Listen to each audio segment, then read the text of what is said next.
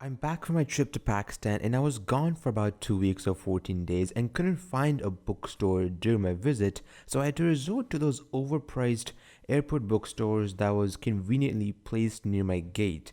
Comic books are pretty fucking rare in Pakistan. Actually, scratch that. Books that aren't meant for children learning how to take a shit by themselves are pretty fucking rare. I was actually about to give up and trying to find a manga or even an English or Indian comic book. Actually, I wish I found a Pakistani comic book, a comic book artist that's actually from Pakistan, but I found the next best thing. Actually, my sister found it for me and actually gave it to me, and it turned out to be a comic book by Malik Sajjad called Munu, and it's a boy from Kashmir.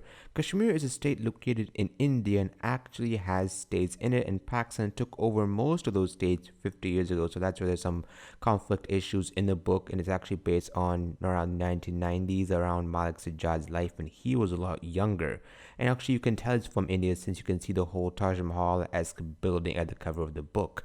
The art style reminds me of Kento Nomura's Berserk, more specifically the demons and monsters in the series. Granted, the characters in Manu aren't demonic monsters, but that's the vibe I'm getting.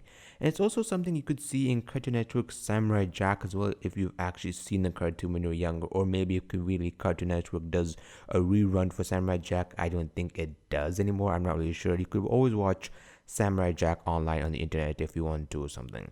I haven't read the book yet since I'm preoccupied with the Cinemagic Index Volume 4 and Magi Volume 6, but once I finish those two books, this book is the one next on my list.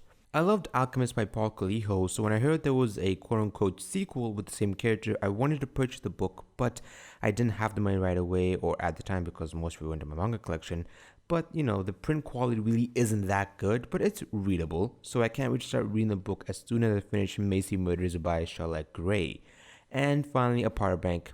It's a pretty fucking overpriced one too. Learn from my mistakes. Never buy anything from the airplane duty free unless you have extra vacation money to blow away, which you didn't spend because obviously the stuff in your country is probably overpriced or something, which obviously people just don't like spending money. Well, I don't like to spend money. I don't know why. But that means go ahead, spend the money if you want to. Everything in this video was a gift from my mother and sister who bought for me since I didn't buy anything at PAX. I didn't buy any clothes or anything else because I didn't come there to shop. I came there to visit family mostly. My family came there to do both, you could say. So I'm super grateful they did that for me. Thanks, Mom and sis. Well, this is pretty a short pickup. Maybe it's like 3 or 4 minutes. I didn't really have a lot to talk about, and I can't really do big ass pickups that much anymore. I could, but that would mean I'll be blowing away 2 or 3 months worth of money. And plus, short pickups, it happens once in a while. I can't have those NZ anime manga esque hauls now, can I? I wish I could.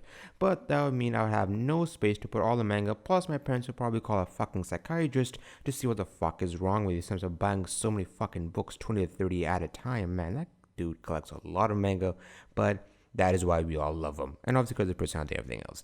Mine was Smile, and I'll see you next week.